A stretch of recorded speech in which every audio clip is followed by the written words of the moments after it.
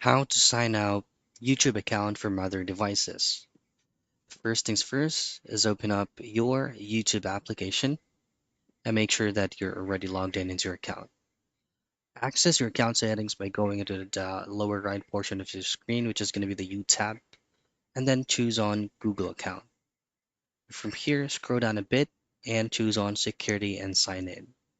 Scroll down once again, and you should be able to see your devices field. Below that, you will see manage all devices. So simply tap on that. Before you can go into your managed devices, you will be asked to re-log in into your Google account, maybe to ask your four-digit PIN, your fingerprint pattern, or any pattern that you have set up into your Google account so that you will have access to all devices that you used to log in on your YouTube account.